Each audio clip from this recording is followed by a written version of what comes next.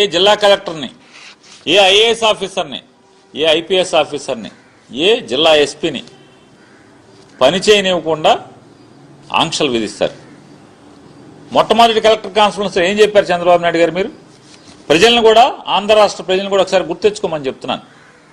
ఏం చెప్పాడా అంటే కలెక్టర్లను ఇవ్వంగానే ఎస్పీని కూర్చోబెట్టి మనది ఇటువంటి గవర్నెన్స్ కాదు, మనది పొలిటికల్ గవర్నెన్స్.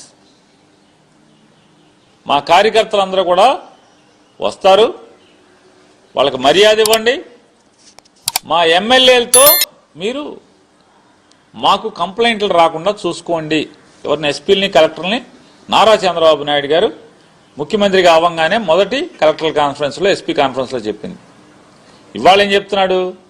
మీరు పని చేయటం చేతకాట్లేదు, మీ పనితీరుని ప్రజలు మెచ్చుకోవట్లేదు అంటున్నాడు. కలెక్టర్ల పనితీరు అంటే కలెక్టర్లు ఎవరు?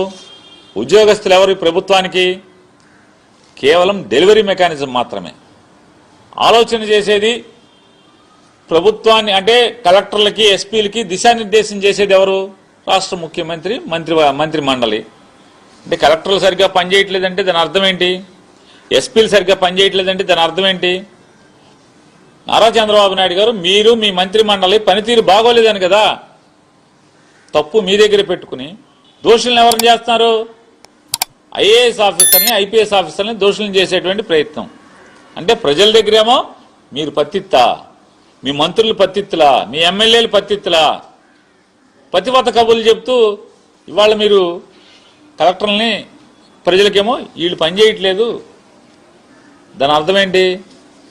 చేతకాని ముఖ్యమంత్రి, చేతకాని ప్రభుత్వం అనే కదా.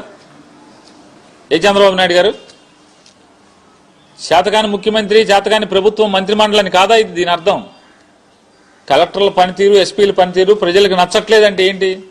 వాళ్ళది కాదు, మీ పనితీరు అనేది కూడా గుర్తుపెట్టుకోమని చెప్తూ ఆయన ఇంకోటి మాట్లాడుతున్నాడు. ప్రైవేటు భాగస్వామ్యంలో, అంటే డబ్బున్న వాళ్ళందరితో, వ్యాపారస్తులతో ప్రభుత్వ మెడికల్ కాలేజీల్ని వాళ్ళ చేతికి అప్పచెప్పేసి నడపటం అనేది ప్రపంచం అంతా కూడా ఇదే నడుస్తుందంట. ప్రపంచం అంతా నడిచినట్టు ఆంధ్ర రాష్ట్రంలో, భారతదేశంలో జరుగుతుందా? ప్రపంచంలో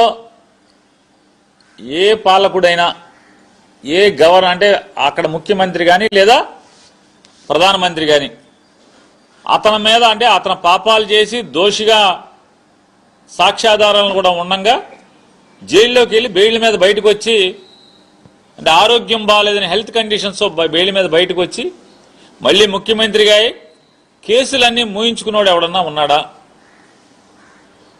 ప్రపంచంలో ఇది ఇక్కడ ఒక్క చోటే కదా. ఇటువంటి